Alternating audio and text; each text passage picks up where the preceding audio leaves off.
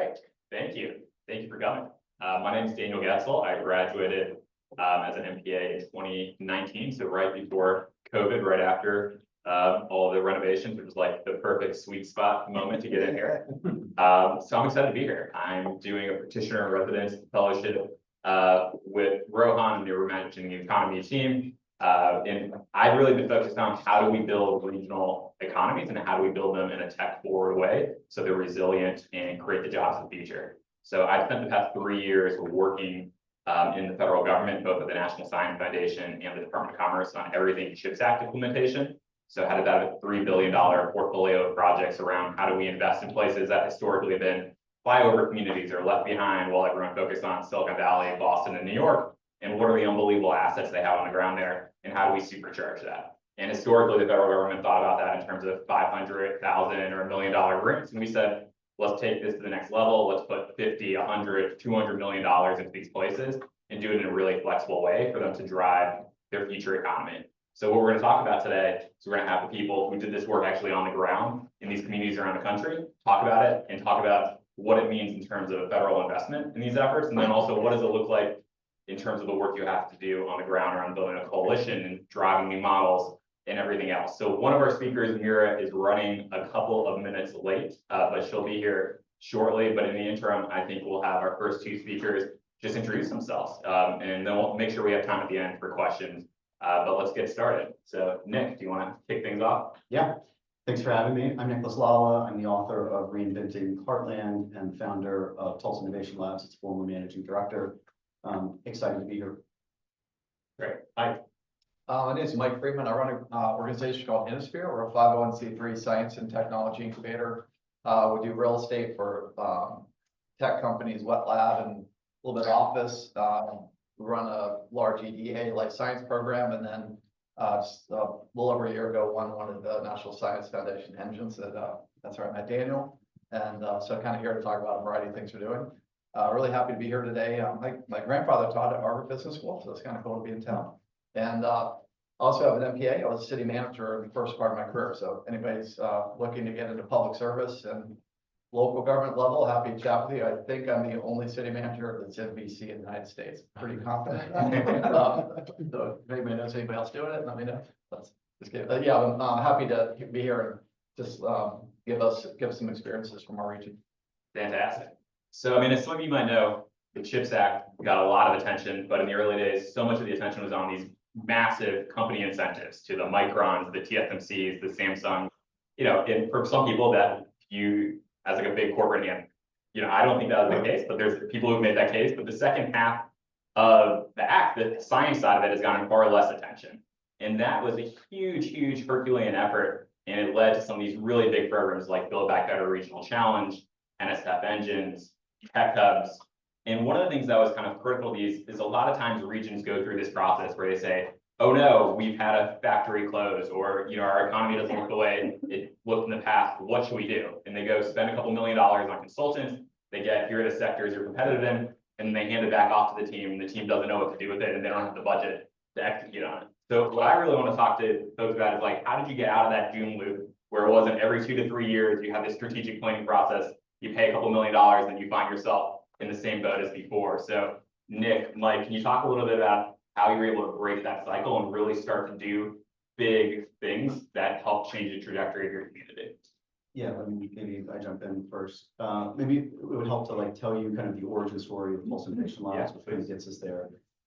So I was leading the cornerstone initiative of Mayor de Blasio's jobs plan several years ago called Cyber NYC, which is where I met Daniel, just where I met Daniel Plazon's a current ED student here at Kennedy. And I get a kind of cold email one day from a philanthropy in Northeast Oklahoma saying, hey, we'd love to talk about your work. And had a meeting. They asked me, hey, have you ever been to Tulsa, Oklahoma? And, with respect, I hadn't been, but got out to the city, had 6 months worth of stakeholder conversations and learned a few important things, which was that for the better part of the last decade, Tulsa had been taking kind of a scattershot approach to economic development. Organizations were spreading capital too thinly. They were making emotional decisions. They weren't coordinating. They weren't figuring out what are the strongest opportunities for growth. Fast forward several months, I pitched the George Kaiser Family Foundation's board of directors on a vision for regional innovation ecosystem building. How do you build kind of a tech hub in the heartland from the bottom up? And GKFF said that sounds like a pretty good idea. How about we launch Tulsa Innovation Labs? And the theory behind Tulsa Innovation Labs is that every city can find their tech niche, those handful of clusters that represent the strongest opportunities for growth. If we take a data-driven and partnered approach to economic development, we go big on the strongest opportunities. 4 years later, we've raised $200 million. We want to build back better. We want tech hubs, launched multiple high-impact initiatives across virtual health, energy tech, advanced air mobility, and cyber. I was a former strategy consultant myself. I've worked with civic leaders in multiple cities. It's so easy to never get anything done. You talk in circles, you let plans lay dormant, you delay investment, and ultimately that doesn't lead to impact. And the posture that we took at Tulsa Innovation Labs was that Tulsa needed a step change fast, right? We needed to shift gears, and we moved aggressively, and we moved with a sense of urgency that I think shocked people, but was highly effective because we did something important early on. In the strategic planning process, what I did was integrate visioning and action planning, right? And so we hired, one of the usual suspects to lead a data-driven study. But what we did was frame the study as finding Tulsa's tech identity. And so the question was, together as a community, how do we figure out what is the city's tech identity? What are the strongest opportunities for growth? And build a shared vision for growth around it.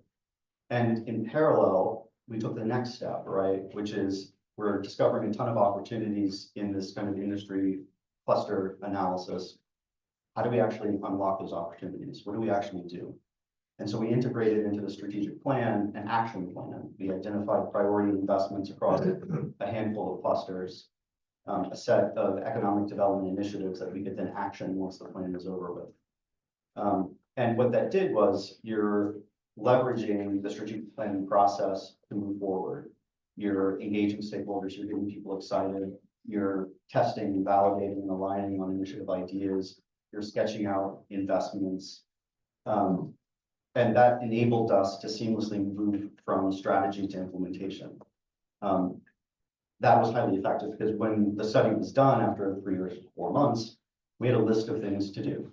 And in the action plan itself, we offered the public a timeline of next steps to hold ourselves accountable. And the Tulsa Innovation Labs crew got to work really quickly actioning them. And so we came out of the gate really fast and hot because we'd already built this momentum, we built this excitement, we had aligned on 4 industry clusters, and we had a list of investments that we then needed to refine and raise money for. 4 years later, we raised $200 million and we launched 6 or 7 high impact initiatives in virtual health, energy tech, advanced air mobility, and cyber, including winning BBPRC and tech homes. Great. Mike, do you want to hop in here? Yeah, I think the story in Colorado is a little bit different. Over probably late 80s to 2000, multiple advanced industries emerged. You probably don't know much about Colorado, but it's probably likely that the Colorado region will be one of the top life science hubs in the United States. It's already an aerospace hub. It's a clean tech hub. Merging quantum, so there's a EDA quantum hub that was awarded. But our focus was trying to figure out how to raise any one of those advanced industries more quickly than they kind of were organically growing. And so similar to the Tulsa story, the Build Back Better Regional Challenge was a galvanizing point for us. So we went for a proposal around hard infrastructure to support the clean tech and life sciences industry. Weren't successful at that, but it helped us get the right groups working together more closely. And I think the NSF engine, frankly, was a project we should have won anyway. So it turned out that I think that would be great to win Build Back, but the NSF engine was really much more impactful for us. A couple of reasons: longer term funding, but it also plays to a unique strength we have in the region around sensing, data management, AI, and then the synthesis of data for decision making for environmental reasons. And we wrote a proposal very specifically around that. If you don't know the Colorado region, there's more than 30 federally funded labs. We have pretty important organizations like NOAA, National Center for Atmospheric Research, NIST, the federal labs plus the research universities, plus the corporations really made really made this engine proposal really work for us. So that's kind of how we got together, and it is quite interesting, thinking about relatively small state in the middle of the country-ish, a little bit farther west, but trying to pull four advanced industries together simultaneously. It's quite a fascinating, thing to be a part of. Our space and atmosphere is startups. We work across all the advanced industries, so we kind of see a lot of what's going on, and then we're leading on behalf of Wyoming and Colorado to the NSF engine project. And we're going to introduce Meera also, since she got caught up on her flight. Meera, if you want to do a couple lines on yourself, and then the question that we hopped into is talk to us a little bit how you got out of that doom loop of endless planning and into the actual develop things and build a strategy and get it going off the ground. Absolutely. Can you guys hear me, or does this need to be higher? Okay. Hi everyone. Sorry I'm late.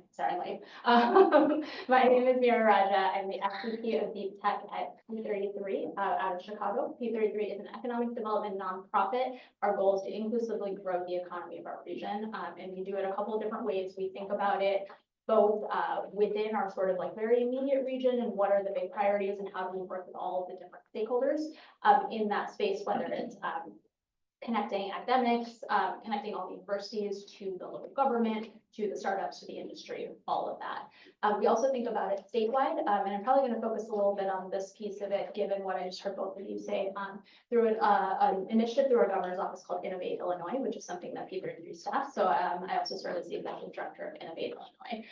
It's an initiative out of the governor's office really built to sort of coordinate around the federal moment that was the big bill that came out around chips and everything y'all have been talking about. And Illinois, historically, we have so many great assets. I'm clearly biased because I'm from there, but we have, we have at the time 4, now 6 R1 universities within very close proximity. We have, I think, 30 Fortune 500 companies that are there. We have lots of different industries. Just a very supportive local government. Our governor is a self-proclaimed quantum nerd. We have a lot of things going for us, which is amazing. But everyone in that ecosystem wants to own a piece of that thing. And so sometimes what we end up finding, what we did end up finding often is, so transition a little bit into your question, is less about the endless loop of planning and more about everyone jumping at these opportunities. And when, sort of there was a national shift to this, how do we build up regions, which is all the stuff that Daniel led.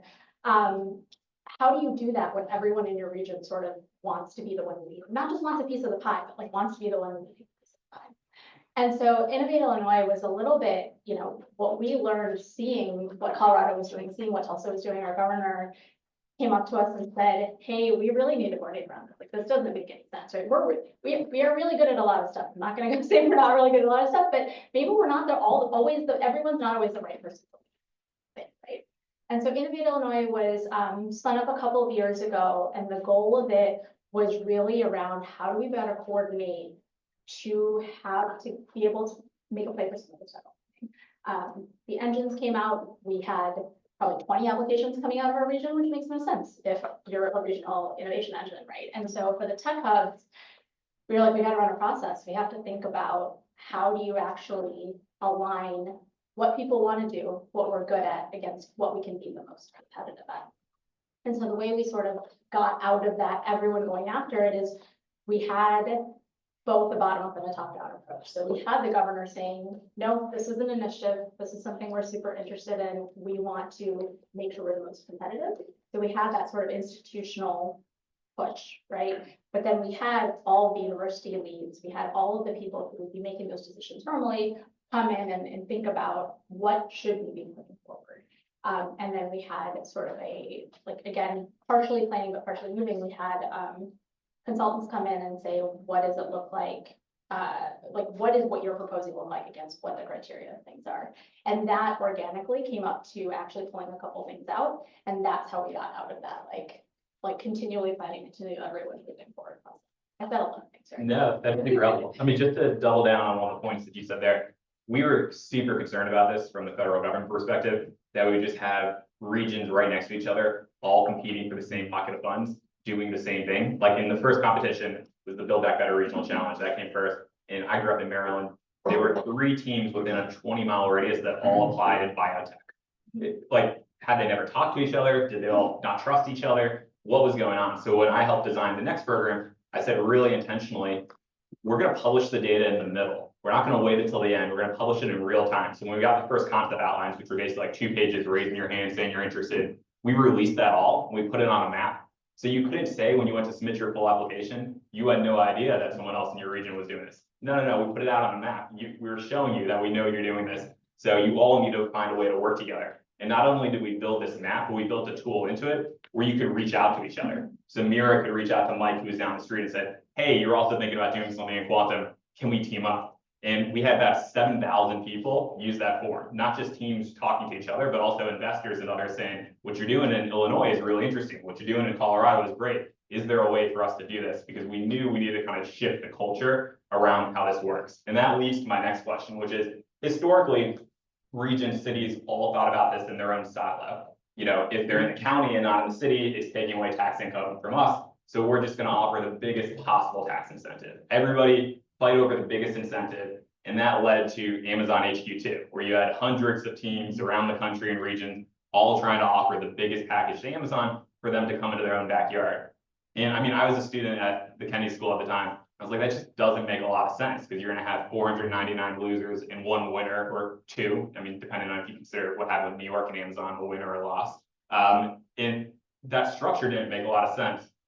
So I thought, as I was leaving Kennedy School and going into government, is there a better model to do this? So you can basically help more regions get competitive and have the assets that make them attractive. You know, Cambridge is attractive, not because it has the best tax incentives, it's because there's a robust ecosystem of R&D and startups and talent all in one place. Is that a model that can be replicated in other places? So a question that I have for each of you all is, how do you get your mayor's offices, your governor's offices to just think in how do we do the ribbon cutting for the new announcement of X number of jobs and really start to invest in some of these longer term strategies that sets you up to build a strong economy and a diversified economy with new startups that you're building as opposed to just relying on a company wanting to relocate into your region. So let's stop at this end and we'll go back this way. So Meera, do you want to take that? Yeah, I think there's like, I have 2 things in your question. Like, how do you assemble around that first? And then how do you provide the right sort of a carrot to get things in or things building or whatever? And so I'll start with the first part, which I think is very much sort of what you were saying before when I came in of how do you identify what your regional priorities are, right? And I think one thing I would say Illinois has done really well is think about that at multiple levels. And what we have actually found is our regional priorities are often mirrored across multiple spaces and slightly tweaked, but you can look at sort of what is in our state economic arm, which is DCEO's Department of Commerce and Economic Opportunity. What they came out in their 5-year plan, they have, I think, 10 focus areas, and probably 5 of them are incredibly technical, like quantum and stuff like that, all go into that plan. And then when we look at the city level, that's still there. When we look at P33, when I joined P33, so we're a privately funded nonprofit, but we work sort of with all these players. We're not tied to, we have a state economic development arm, we have a city economic development arm. We're not tied to them, but we work very closely with them. So we have a lot of advantage of not being tied to them, that we can sort of think about these things a little bit more independently. But when I came in, my role at P33 is to lead our regional priorities in tech and science. They're remarkably close to what the state says. When I look at the cities, they're remarkably close to what the state says. When we look across counties, so at all of those different layers of government, we're sort of mirroring it. And then we see if that is similar to what our universities are putting out, then you end up building the sort of density that you can think about what each of those actors can do something across, right? And then you get to how do you bring people in? What are the incentives to bring people in? And how do you build within? Because you can imagine government plays a huge role in some of the incentives to bring companies in. And if you have it at multiple levels of the government, you can all work together and the state can have this, but then the Chicagoland Chamber of Commerce can go and say, hey, we really need tax incentives for quantum companies coming in, and that the county can think about that, and you can sort of stack a lot of those things together. And then when you think about how do you build within, you can say, well, what is the gap, right? In our particular region, a lot of what we think about is very deep tech, deep science, like sort of originates in universities almost always in a lot of the spaces I work in. And so then we can think about what is the gap in our sort of value chain infrastructure that holds up our value chain. Where we, like, what's stopping the startup being built inside coming out of the university into the space? Or if someone's coming in, where is the sticking point where they can't sort of continue to grow? And you end up being able to pull all of that together, and it's sort of clear how everyone's working together and where there's a gap. So I think the situation in Colorado is probably 180 of this. And why that is the case is the citizens of the state have passed 3 overlapping tax limitation measures over the last 30 years. And the combination of that has been pretty significant. We're the 48th out of 50 states for higher ed funding. We're one of the most highly educated states. We import all that talent. We do a horrible job of educating our, Coloradans. And so the state government, I don't mean to, when I say sound like this is a negative thing, is not really a player in economic development, because the budget they have largely goes to some recruiting, some grants for startups and things like that, and then sort of traditional marketing. So if you look at states that are competitive from a recruitment perspective, never going to be on that list. And so these ecosystem building projects really the leadership really had to come from somewhere else. Now, the state's done a nice job of defining what they call advanced industries. They use the Brookings definition for that. And people kind of coordinated around that. But I'd say the economic development leadership in the state really is the universities and the nonprofits. And so, the big projects, Build Back Better, that's the engines, the hubs. Hub was led by CE Boulder and NIST, those primary players there. The engine, the 4 research universities, and Innisphere is a nonprofit. Build Back Better, Innisphere is a nonprofit, and a whole bunch of players. So a really different situation, and which I think is also a vulnerability. We're going into hopefully another cycle of funding for NSF, and we're going into a year where the state government mandatorily had to cut about $1 billion out of the budget. There is 0 state match for NSF next year, 0. And so it puts our project in a pretty difficult position when you don't. It's not because the state doesn't want to participate, but they frankly don't have the budget for it. And so it's just a different model. It really requires nonprofits, universities, private sector to lead more so than other places. From a city perspective, from Tulsa's perspective, if I'm being honest, corporate attraction continues to be the city's top priority. That is driven in part by donor and civic leaders' desire for quick wins over long-term investments. And when I founded Tulsa Innovation Labs, I think the mistake that I made was in seeing ecosystem development and corporate attraction as a binary choice. And what I spent too much time on probably was advocating for ecosystem development, and it wasn't really getting anywhere. And when we kind of had an aha moment, which was what you articulated really well, which is explain the relationship between the two, explain the theory, right, the equation. And when we at Tulsa Innovation Labs started framing our work in terms of corporate attraction, we started to get good progress, right? Companies don't just need cash and tax incentives, they want to see concentrations of diverse and quality talent, right? They need innovation infrastructure to leverage to grow their businesses. And Tulsa Innovation Labs is very much focused on local capacity building, expanding on existing assets, not creating external assets and importing them into Tulsa. I think that argument was borne out to be true, I think in a dramatic way, during the Tesla Cybertruck plant pursuit from a few years ago. I don't know if folks remember that. But Tulsa was a finalist for the Cybertruck plant, which would have created tens of thousands of jobs in Tulsa. And I recount this story in the book, but my counterpart at the city said, well, a senior executive at Tesla asked her point blank, do the world's best engineers live and work in Tulsa? And if not, why would they? It's a really hard question. So it's an impossible question for Tulsa. It's an impossible question for most cities to answer because obviously Tulsa is not there yet, right?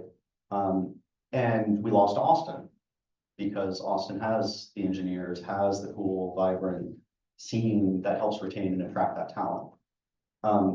Despite that, Tulsa's obsession continues to be corporate attraction, which is weird because so much of the progress that Tulsa has made in recent years belies that, and proves kind of our argument at Tulsa Innovation Labs.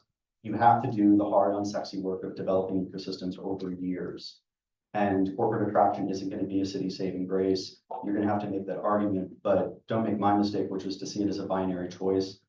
Understand the relationship between the two and craft economic development policies and programs that build local capacity, but are linked to and can help make you more competitive for external firms. So to stay with Nick for a minute, I mean, one of the unique things about the Tulsa Innovation Labs, at least in the early days, it was almost exclusively funded by a single family foundation based in the region. Obviously, that comes with great advantages. You all had kind of early seed capital to get things off the ground that perhaps you wouldn't be able to get others to buy in on in the same way, but it also creates challenges to have so much of your budget dictated by a single entity and that entity be a philanthropy. Can you just talk to us a little bit about some of your learnings and how you extrapolate that out for other foundations, both that are kind of locally focused and also thinking about this nationally? Yeah, I think particularly given an uncertain federal landscape, economic development is going to need to be more diverse and creative. I think philanthropy has an important role to play in de-risking economic development for their communities. Tulsa is blessed to have a multi-billion-dollar philanthropy, the George Kaiser Family Foundation, that's underwriting much of the city's tech-led economic development. It's an enormous asset. But Daniel's right, there's pros and cons to this dynamic, right? On the pros, obviously, you have the ability to mobilize, deploy capital at scale. You have a single backbone organization that the community can kind of coordinate around. And because philanthropic-led economic development is often starting from a place of inclusion, GKFF is an anti-poverty initiative, right? When I was at NYC EDC, despite Mayor de Blasio's values and agenda, we at Cyber NYC, at least, and I'm taking responsibility, didn't start from a place of inclusion, right? We did at Tulsa Innovation Labs, and that's thanks in part because our philanthropic backer was underwriting us. That's super important, particularly in this day and age with the backlash to DEI. Philanthropy can have the courage to advocate for inclusive growth and widen access to opportunities. I think that's super important. On the cons, which I think are important to be aware of in building strong public-private social sector partnerships, there's a few, right? The classic critique of philanthropy centers on elitism, on control, on the lack of transparency. I think there's some truth to that.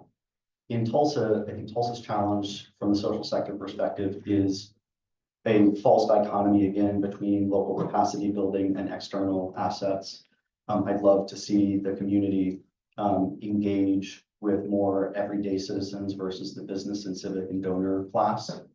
The bottom line, though, to the crux of your question, I think that cities and philanthropies need to create a culture of accountability, because in this case, philanthropy is leading what typically is a governmental function. I think there's a special responsibility to forge reciprocal and respectful partnerships across sectors in which everybody's holding each other accountable for outcomes.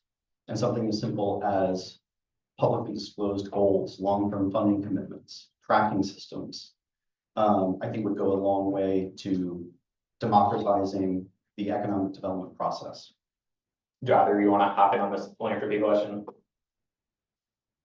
I'd say that's a really weak area of our ecosystem outside of, the Denver area. The Anschutz families endowed University of Colorado Anschutz.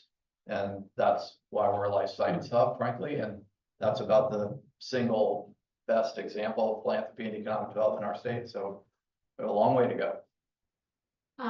We're having some really interesting conversations about this right now. And so we don't have sort of a single philanthropy that backs our region, though we have some big ones like MacArthur is Chicago based, which is pretty big.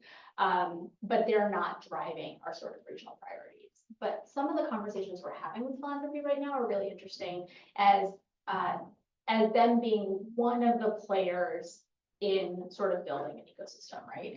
And like, what is their role as a philanthropic actor? Is it to set the agenda? Is it to be transparent? Is it to fund is it to drive, and how is that changing based on, sort of current, based on all of this, right? Because I'm waving my hands in the air and everything that's happening.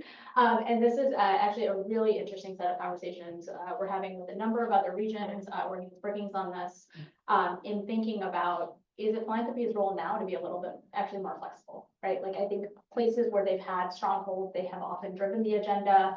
Other places like us, they've sort of filled in the gaps, right? Like, I think MacArthur does a really good job of saying, okay, well, here are 3 things that absolutely need funding, that no one else is funding.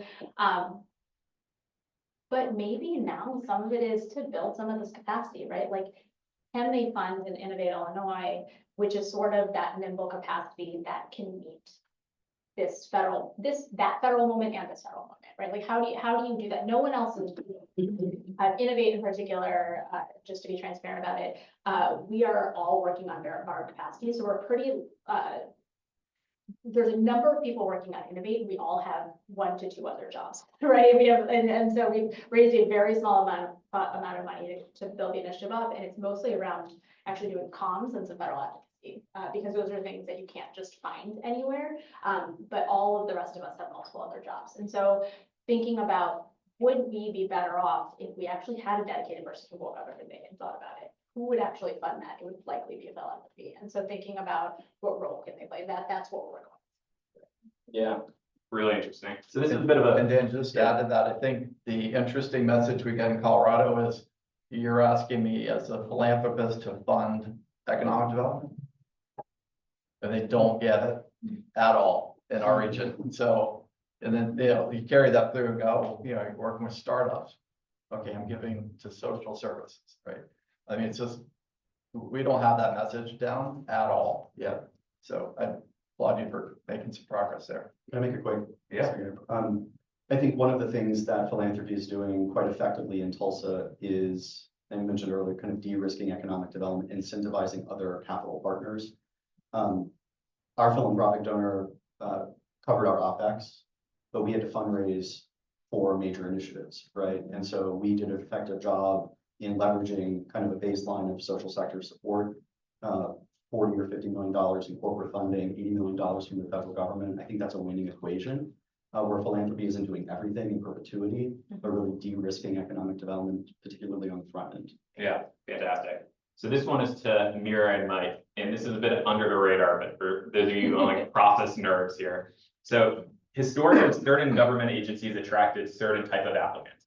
The Economic Development Administration attracted governments, state, local, people who are going to like build hard infrastructure, bridges, office parks, things like that. And the National Science Foundation attracted funding from universities. And actually the way universities are ranked are often how much research funding they can bring in. So people kind of just siloed. And the National Science Foundation was just for academics and universities. Economic Development Administration was just for governments and sometimes economic development organizations. And then we basically, during the Biden administration, said, we're going to mix this all up because we think you all need to work together and we need you to do it in a way where you're trying to think about the forward-looking outcomes of your economy and how you're going to create jobs. And that requires R&D, and that also requires economic development. So you all need to do this together and get out of your silos. And that was a really painful moment for a lot of these communities that had been so accustomed to a certain way of doing things, and they were kind of the top of the ivory tower of how they could look down on everyone else because they were the one who always led that. Can you talk to us a little bit about how this like shake up from the federal government led to new approaches on the ground and getting people comfortable with new organizations leading really large scale initiatives? Yeah, I can go, but I know for you all, this was like a core part of what you were doing because it wasn't the university leading. So I will say less interesting things than he's about to say, but I really like what he's about to say.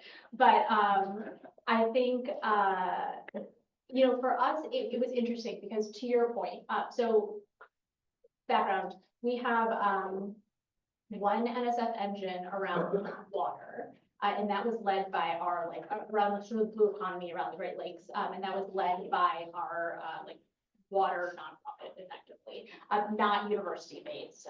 Used to be university-based, but very much is a nonprofit. The person leading it is thinking much more broadly about stuff. And then we had applied for a quantum engine, did not get it, and that was led by the university. And then we have 2 tech hub designations, both university-led, which is to your point, a little bit different. And so I think we did that shake up a lot, and it was a really interesting moment. My background is I am a scientist by training. I spent a lot of time being a chemist, and then also worked in university, like in the vice president for research office in a university. And so I have like a deep sort of respect and understanding for those systems and how they work and how they move. And I think like having to go in and say, that's great, but like, what's your value prop, guys, for EDA? If you're gonna do quantum, like, what are we doing, right? Like, quantum is important and it's important in science to move forward, but like, to what end? Like, what's the market we're looking at? What it like that? Those questions, I think, were really hard. Were really hard to push forward. And I think being able to have groups like Innovate come in, being able for us to bring in that capacity to say, you know, here are some consultants who can come in and sort of talk to you about that. And I know you're all rolling your eyes, but I promise it's one, like it matches to this criteria that, you know, ED is asking for, I think was really important. And we, you know, and I still now, even when I talk to folks about this, it is true for the engines too, because the engines were on the edge of that, really push the scientists and the faculty thinking about this to say, this is great, this is important. Why are we uniquely positioned to do this? I don't think that's something you think about in science very often. In science, you think about this is good science and we're good at it. But like that's not enough for something on that EDA NSF edge. Like, what is this? Why are we uniquely positioned to do this? Why is now the time to do it? How is very small infusion of funding actually going to catalyze us doing this? And then once we go, how can we make sure it keeps going so you guys can like go away, right? Like that's sort of the, and that's like a very different way of thinking about science. And so I think I strayed from your question a little bit, but this idea of like, what did we have to try to, how do we have to try to change science? And what do we have to try to force people to think about? It just meant I was the really annoying person who was like, okay, guys, but what is our value prop? Like that was like, there's just a point where people did not want to talk to me, but it was a really important thing for us to figure out. And I think we've actually figured it out now in a really nice way.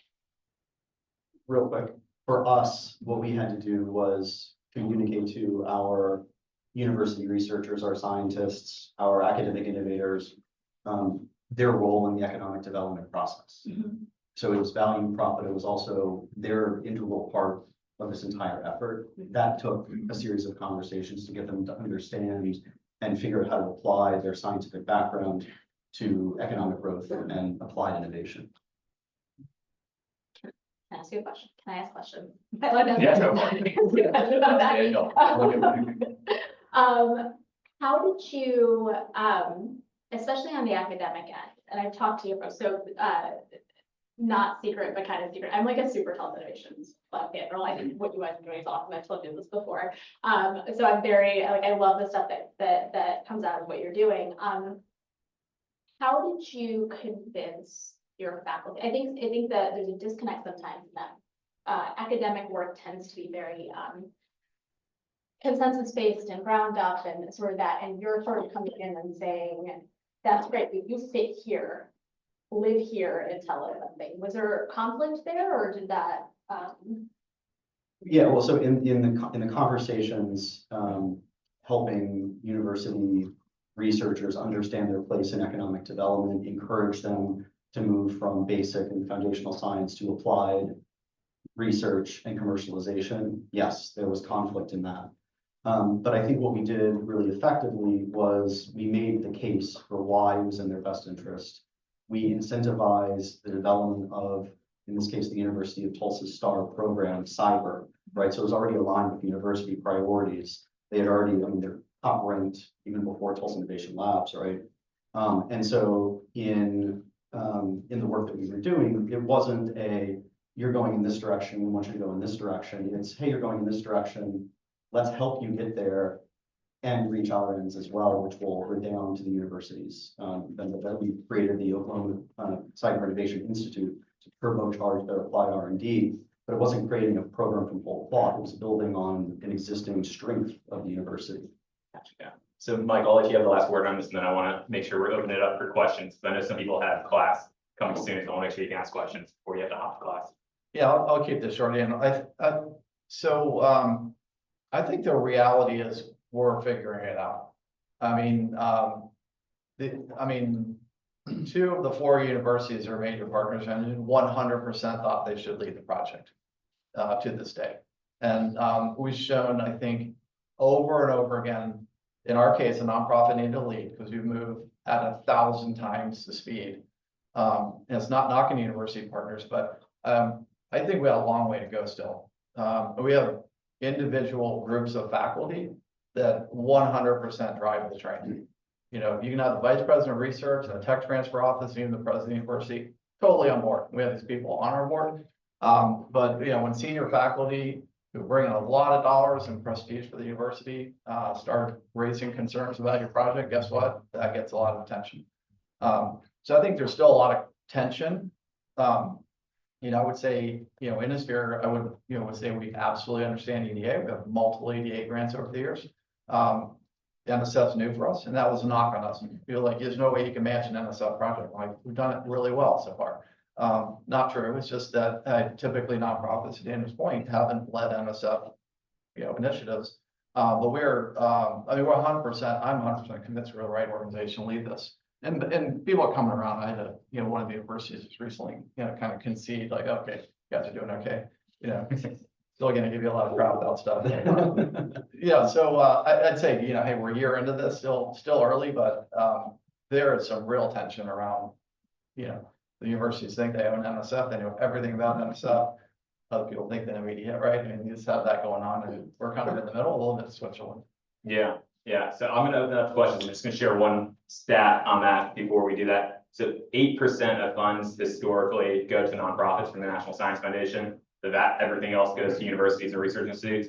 For the NSF Engines program, which is our largest program, probably in the history of the agency, 40% of the awards went to nonprofit entities, and people floor, you know, jaws are just on the floor when we announced that, because they're like, you're saying that, and it's just because you want to say it. You're not actually going to do it when you make the awards. And when groups like Innosphere and others received it, people were absolutely shocked. And since I don't work at NSF anymore, I can say this: they're in a lot of ways outperforming the universities in their delivery on these projects, and that is going to change this world in a real way. I hope so. All right, questions. What do you all have for our speakers here today? We'll go here and work around. I have to go to class, so I may not be able to hear the full set of answers, but I was wondering, how do you think, in the context of these tech centers, regional hubs, what do you think about less than college educated workers? So you talked about sort of attracting talent, the engineers, getting the startups. So what is the theory with respect to you know, how sort of is the whole, you know, sort of including the broader set of workers and getting them into good jobs? Is it that once you get these tech hubs going, that there's going to be spillovers in the value, you support a lot of local services and drive up the wages? That might be one way that the local workers in other service sectors might benefit. Is it that, you know, it's complementary, we'll invest in workforce development, these will be the workers of the future in these sectors? Is that's a distinct theory? Is it that, well, this is all about tech, that's somebody else's job, you know, largely that's not our concern, or maybe something else? I'd be curious to hear. Well,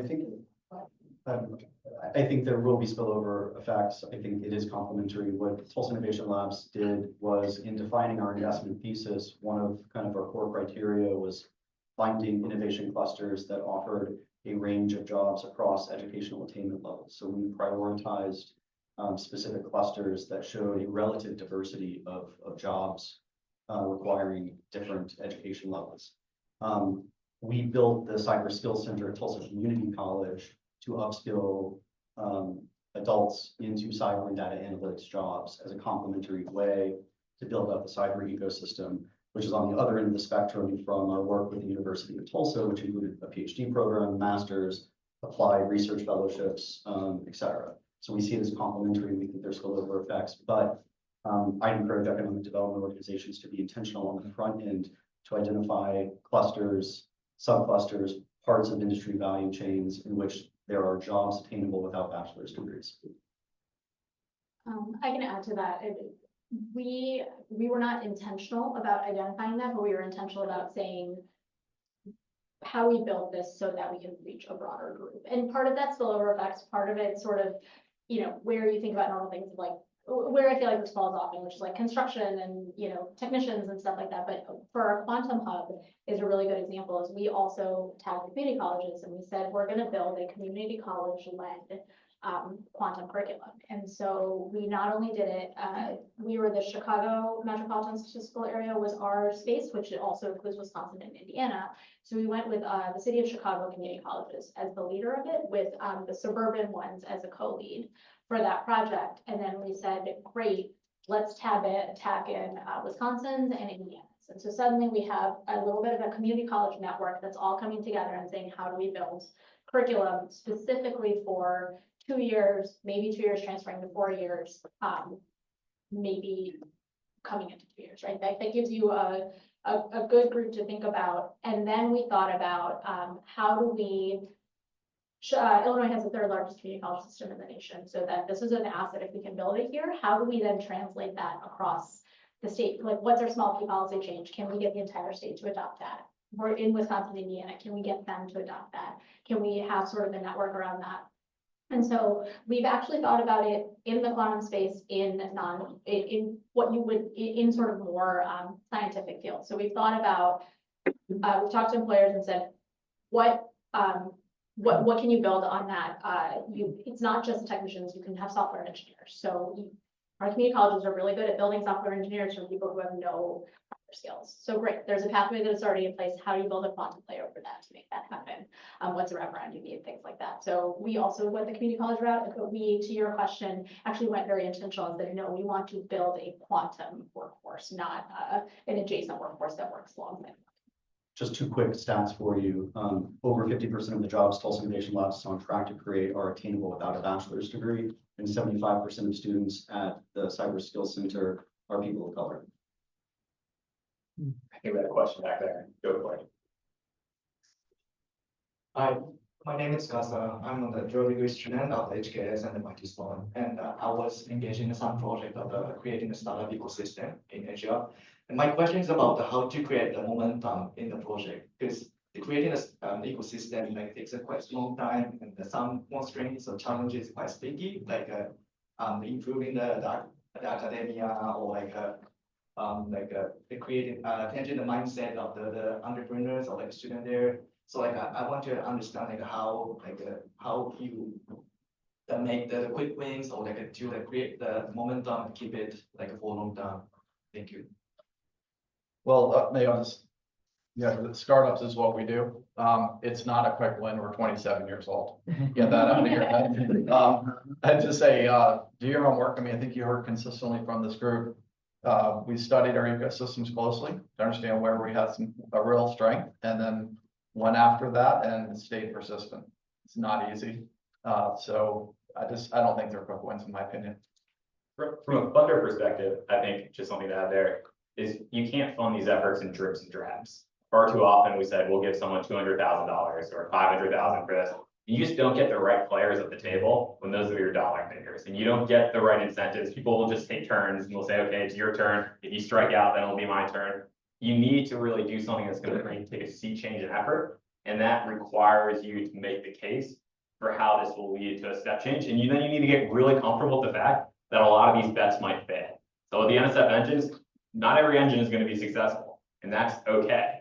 And I know that is really hard to say in government, but I think that's a critical part of this process if government is going to be one of the funders on that. Just real quick on that, I agree completely. I hope Tulsa Innovation Labs is around in 27 years. Quick wins were instrumental to our success. We got an initial 30 million from our philanthropic backer, but what really did it was build back better.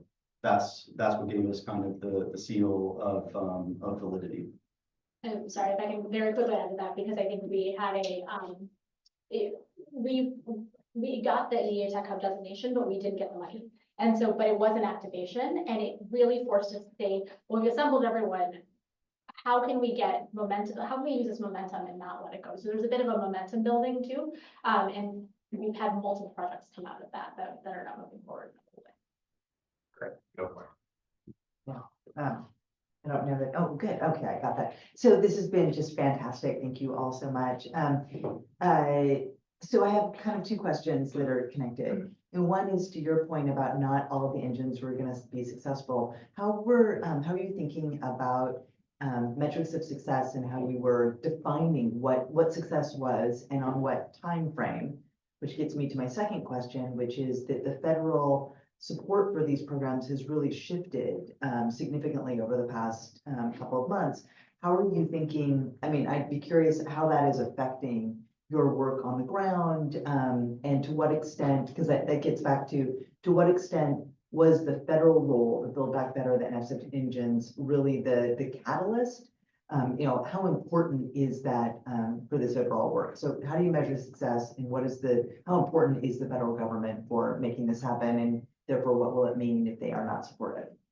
Yeah, it's a really good question. I mean, first of all, the NSF engines was a bit unique in that it was a 10-year time horizon for the award. So the dollars go out over a 10-year period and they're tranched. So you have to lay out outcomes that you want to achieve in the first 2 years, you get a tranche of money, then the next 3 years, and then beyond that, which is more kind of like a venture capital model for funding. And I think that allowed us to continue to track progress over time, as opposed to just outlay the dollars and then hope for the report from the back end and hope that they show us something good. I think that's a model that we borrowed from DARPA and other agencies. I mean, the early things we were looking at are like, are they hiring the right teams? Are they putting the right people in place? Are they showing the type of cohesion we want? And then it's follow-on funding, where our dollar is a carrot to bring in additional dollars from philanthropy, the private sector. And then longer term, especially for some of these less mature technologies like quantum, it's going to be job creation. It's going to be the breakdown of the demographics of people who are working in that. And it's also, just something as much as like a smell test. When you talk about places that are the leader in biotech, quantum, whatever it might be, are you just saying Boston, San Francisco, New York, or is there another place on your list 5-10 years from now that you view as a leader? So I think there's qualitative and quantitative metrics. Then I'll turn it over to the others for the next question. One of the things I struggled with, maybe zooming out a little bit, is what is inclusive growth and how do you actually measure it? For us, honestly, when I founded Tulsa Innovation Labs, it was conceptual and aspirational. I very quickly realized, we had initiative KPIs, right? Like I can tell you how many folks are graduating or they get follow-on funding, et cetera. But I couldn't tell my funder, I couldn't tell myself, my team, my board, are we moving the needle at the citywide level? And so we partnered with the Aspen Institute in Richard, Florida on a system for measuring inclusive growth in mid-sized cities called the Economy Forward Framework. It's in chapter 3 of my book. What it does is it takes a composite view. It takes 9 different metrics across industries. Are you growing particular tech industries, accessibility? Are you widening opportunities within those industries? And then vibrancy, are you creating kind of a urban placemaking ecosystem development that attracts talent and accelerates investment? So things like labor force participation by sex and race, venture capital going to women and minority-owned businesses, et cetera. So there's 9 different metrics. I think for us, I think the important thing is, one, that it's not just jobs created, which is such a fuzzy metric in the first place, and fungible. You need to take a constellation of data and create kind of a composite picture of where your city's at. The Economy Forward Framework also benchmarks Tulsa against peer cities and looks at their trajectories over 5 years and then creates goals based on those benchmark cities. I'll take a narrower, which I love that. A narrower thing when I think about it, and then I keep zooming in on quantum just because it's an interesting space, because it's sort of, sure. Also, it's National Quantum Day, so happy National Quantum Day. It's actually true.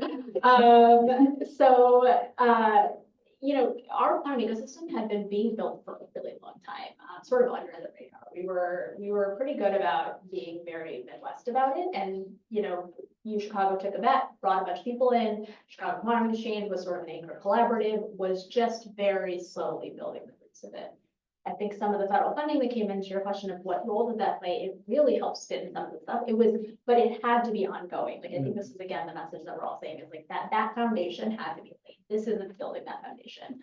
And then I think back to what I was saying earlier about momentum, that is important is we had to think about, as we're spinning this up, what are we catalyzing with this? Because if we get it, awesome. But if we don't get it, like, how is that still serving us well, right? And so like being really strategic and thoughtful and intentional about what are the things we're putting forward and who who are we using this to bring to the table, who may have been sort of talking to us, but like didn't have the push or whatever that is, so that when we didn't get funded, which was our case, we were still able to say, but we've convinced you this is a very good idea. So now we're building a quantum campus, and on this campus, we're gonna have an algorithm center that tons of companies are gonna come on, and DARPA is gonna show up, and they're gonna have a program. All those things possibly would have happened anyway, but because of this sort of were accelerated a little bit.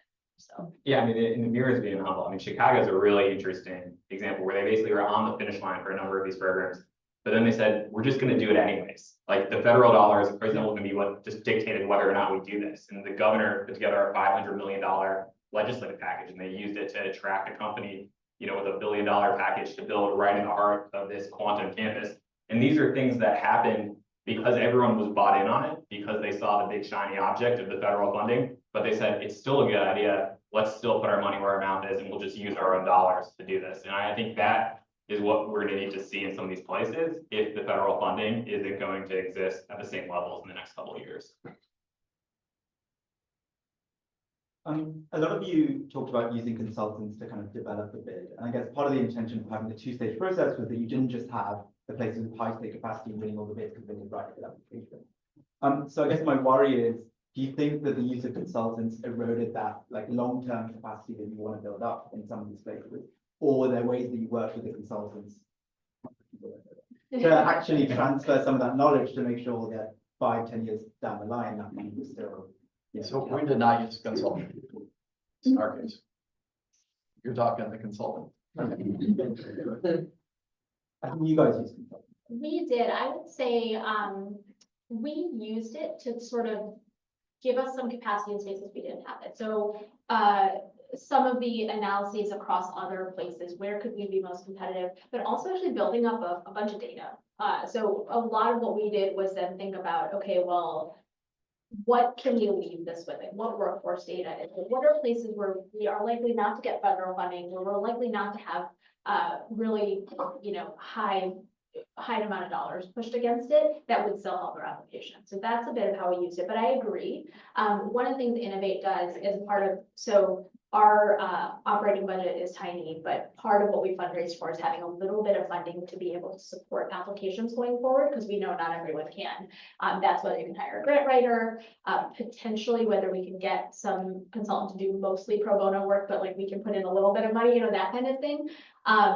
But I agree, I find it really difficult because not everyone has that capacity, and that is hard. Yeah, similar. And just stand one real quick, but interestingly enough, once we won the NSF project, we hired a workforce consultant.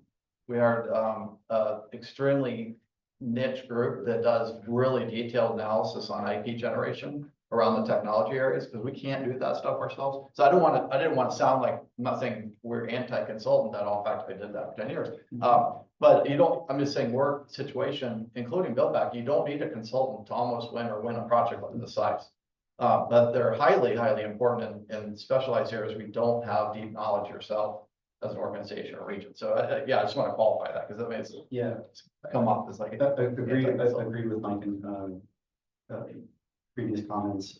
For us, when I founded Tulsa Innovation Lab, we were 1 or 2 people or 3 people, so we just had no access to data or the capacity to analyze it in a sophisticated way.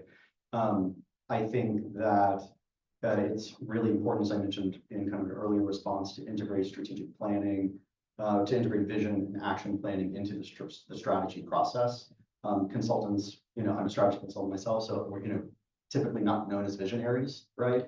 So creating a shared vision for growth is something that folks who have implementation responsibility need to do, but you can do that in tandem with consultants that are crunching numbers. There is, though, a very real risk of outsourcing things to consultants, disconnecting the work from folks that have implementation responsibility, and divorcing that process from the community. There's a real risk of that. So one thing we did from the funding side, because I said pretty early on in the process, if we just make McKinsey or BCG 10 or 20 million more dollars over the course of this, we fail. Like, that should not be our goal here.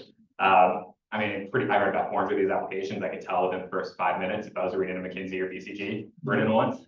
So the way we try to protect that was, we didn't just let people submit applications and then get the dollars. We did reverse site visits where we did virtual conversations with them. We flew out there for 2 days. And even during those sessions, we said, if you're on the leadership team, you need to lead for the next hour. We want to just talk to your partners. We want to talk to the people, the corporates, the community members, the others. We want to hear their perspective, where you're not there to kind of stare at them and kind of mouth the right answer to them. Like, gather and we want to talk to those people actually right now. And I think that was really valuable, because if they all were saying different things, or if they all were kind of still like gunning for it, and we said, you know, is there something you would want funded that the leadership team doesn't want you to fund, and why? Like, we're trying to understand how these communities function. And that's something that you couldn't just have a consultant do on your behalf. And those are some of the things we wanted to understand throughout the process. There, and then we'll go to that.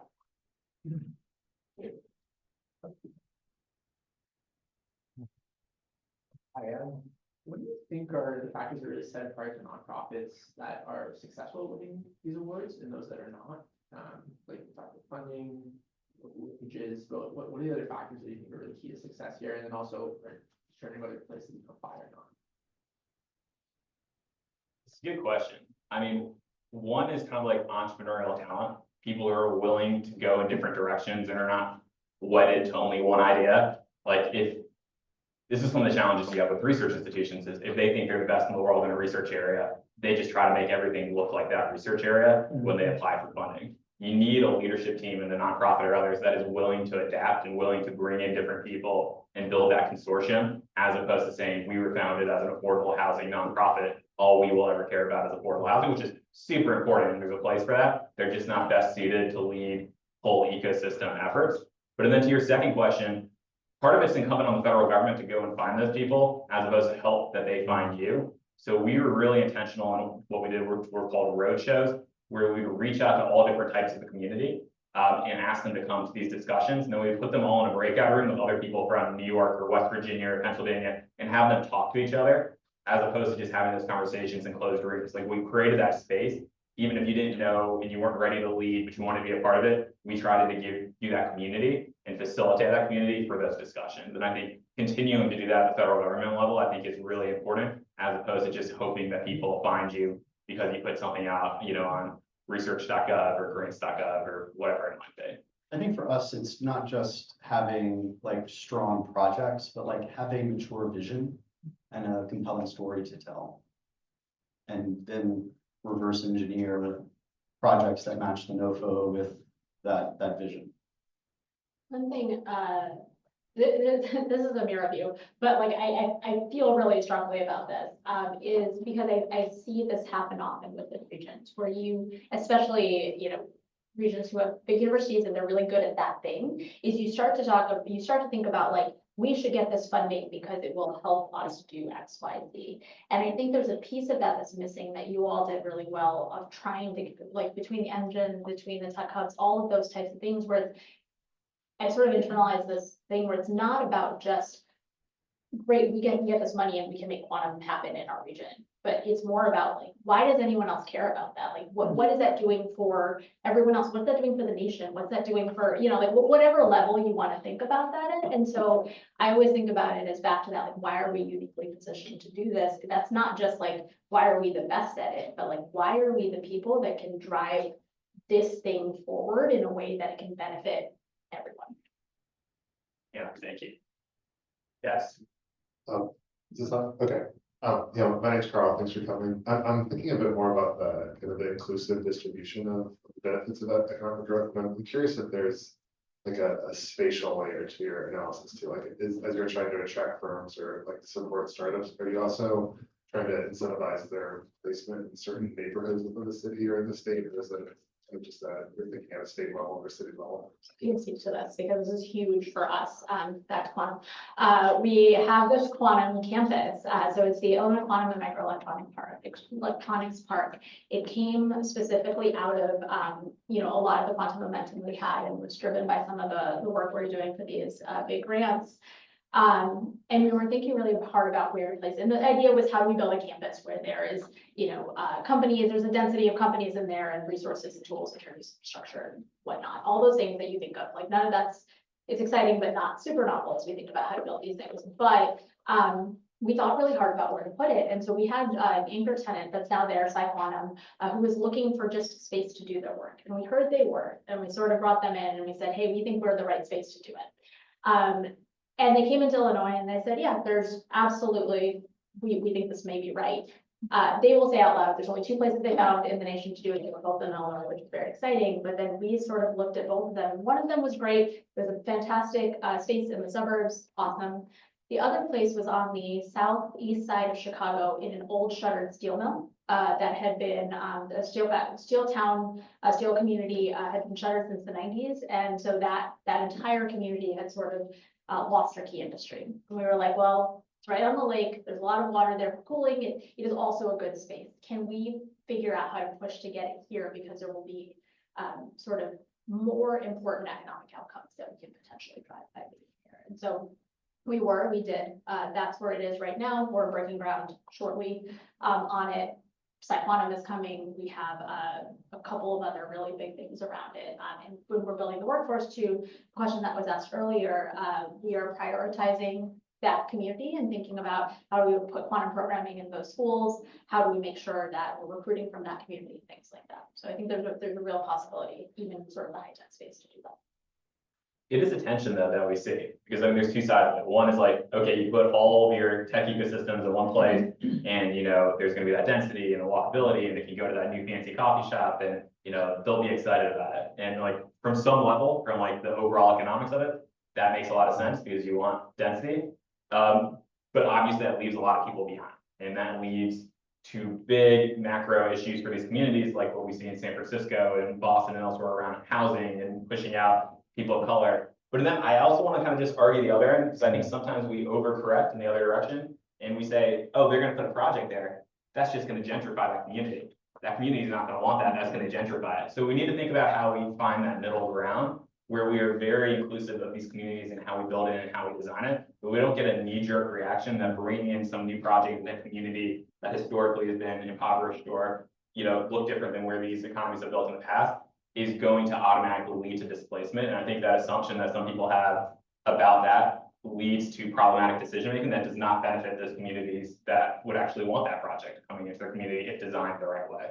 And it's complicated because those communities are also nervous about that. Like, Yeah. we do this for this. There are community meetings. We work very closely with the city. There were monthly community meetings where we talked to people who went and spoke all across, you know, just the amount of sort of boots on the ground effort it takes to make sure that we're sort of really being inclusive about this is a lot. I think we'll do 2 more questions. Is it 1:15 when we wrap up? Okay, great. We'll do 2 quick questions. So 1 person each will answer these. Thanks for being here. Quick question, just curious how you're thinking about your work now in the context of tariffs being floated around, and if that's changing how you're thinking about anything. I haven't heard of tariffs. It's just something wrong. It's not impacting our region yet in terms of the work we're doing for our engine. So, okay for now, so. We're very actively trying to buy a bunch of big equipment for that campus, so it's not the best time right now. It's fine. I don't have 4. It's just like, it's something everyone's thinking about, but yeah. Too soon to tell. Yeah, exactly. Question for Mike or for Meera. Funny, I'm there for many years. And then I'm glad you qualified that.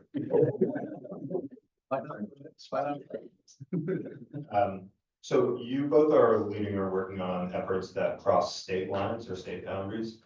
We made an attempt at that at Tulsa Innovation Lab with the engine proposal. It was the least successful of the 3 that I was involved in putting together, both from the outcomes and funding, but also I think candidly from the sort of cohesiveness of the proposal. We tried to partner with Northwestern Arkansas on a sort of cross-state partnership. I'm curious how you are seeing that now play out in implementation. Any sort of lessons from governing on a sort of slightly less natural boundary? Yeah, I'll just say it's not easy. I keep saying that. So, you know, you look at Colorado and Wyoming, they couldn't be more different politically. I mean, literally. And so I think it made our NSF proposal stronger, frankly, not because they were diametrically opposed on a lot of things, it's that they came together around the idea of cross-state economic development and, you know, taking advantage of federal labs, universities, and this kind of unique ability we have to produce, process, and create data for resiliency. I mean, it stuck. Wildfire drought cuts across both states. Those are, you know, really big issues around community resiliency. So I think, you know, we'll see. I mean, we have both governors turning over in 2 years. And, you know, we've got a state that has a serious financial problem in Colorado, and we have Wyoming that's one a little bit harder conservative, that sort of anti-federal funding in a sense. And so the dynamic is a little bit unique, I think, between the two states. But the universities, the economic development infrastructure, workforce, all on board. So, I mean, I don't think that's gonna deteriorate, but I think the reality is you gotta plan for changing landscape. But, you know, hey, we signed up for a 10-year project. At a minimum, there's gonna be 3 administration changes, right there. So, you know, I think we understood that, but, you know, living it also is another thing. So, you know, trying to maintain this relationship, quite an important job as CEO of this organization. Great. Any parting words for folks that, I mean, not all of us are technologists and we're working on tech things, you know, for Kennedy School students, you know, I want to work in cyber after coming out of Kennedy School, never having worked in cyber. So just want to say, like, your public policy degree matters and it is valuable in this work, and you do not need to just be a technologist to work in this kind of like tech focused ecosystem. I'll underscore that and do 2 plugs. Follow me on LinkedIn, check out my book, Reinventing the Heartland.